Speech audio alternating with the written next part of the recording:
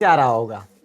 कहता आकृति में एल समानांतर एम हो तो एक्स का मान निकालें। बहुआ ई समानांतर ई है तो हम बताए थे कि समांतर रेखा जब काटती है तो एक ही तरफ के अंतः कोणों का योग 180 डिग्री होता है।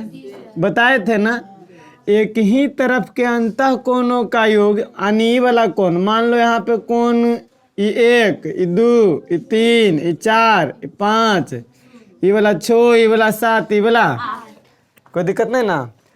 तने तो ऐसु बना न बुआ कि एम एगो सीधा रेखा है और एक सीधा रेखा पर बने आसन कोणों का योग 180 डिग्री होता है तो ये 110 तई असंगतिया कोण बराबर होता है। जब दो समांतर रेखा को एक तिर्यक रेखा काटती तो संगत कोण बराबर, ये 70 तो ऊपर लो 70 आंसर। हम भी ऐसे ही बनाए थे। नहीं हो जाएगा। इसको बनाने के लिए लिखेंगे ऐसे, दिया है एल समानांतर एम, तिर्यक छेदी रेखा, तिर्यक छेदी रेखा एन, एन नहीं दिल है एन, तिर्यक छेदी रेखा एन काटती है तो x का मान निकालना है। तो x बराबर क्या होगा, यही ना। तो यहाँ पे लिखेंगे चूंकि हम जानते हैं कि एक सरल रेखा पर बने आसन कोणों का योग 180 डिग्री होता है। तो यहाँ फिर लिखेंगे चूंकि एम एक सरल रेखा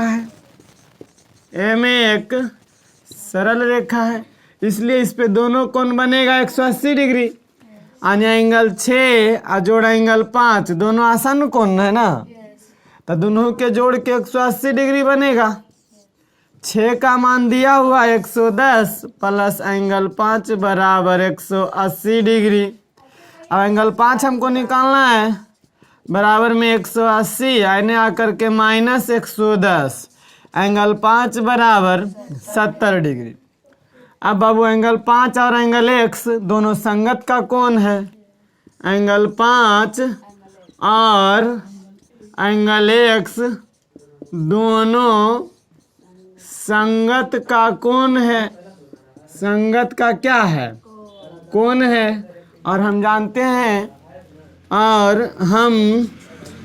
जानते हैं कि जब दो समांतर रेखा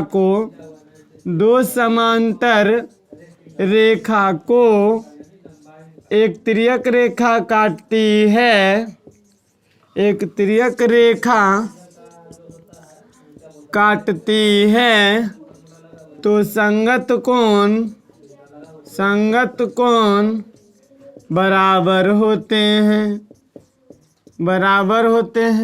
5 और x दोनों बराबर हो जाएगा, एंगल 5 बराबर एंगल x, यानी x का मान 5 के कितना आया था 70 डिग्री। कोई दिक्कत, x का मान आ गया 70 डिग्री। इतना लंबा लिखे पड़ता है और कुछ।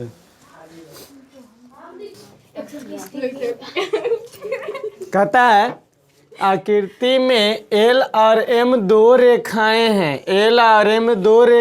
हैं तो साबित करना है कि दोनों रेखा समांतर है। दोनों रेखा क्या है, समांतर है। मान लिया जाए कोण E1 दे देते हैं बहुआ, E2 E3 E4 E5 E6 E7 और E8। तब बताइए दिया है, हम ऐसा लिख सकते हैं, दिया है कोण 1 बराबर कई डिग्री बहुआ 60 डिग्री है कि नहीं है, और कोण 5 बराबर 60 डिग्री। और हम कह सकते हैं कि कोण 1 और कोण 5 दोनों बराबरे है क्योंकि दोनों के पास 60 डिग्री है। नहीं तो हम बोल सकते हैं ना कोण 1 बराबर में कोण 5 दोनों बराबर है। और हम ऐसा भी लिख सकते हैं कि और कोण 1 तथा कोण 5 दोनों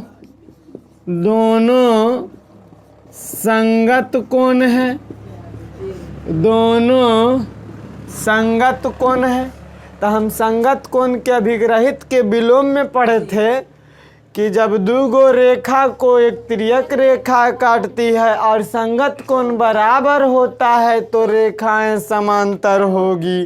पढ़े थे कि नहीं पढ़े थे? तो यहाँ पे हम लिख सकते हैं संगत कोण के अभिग्रहित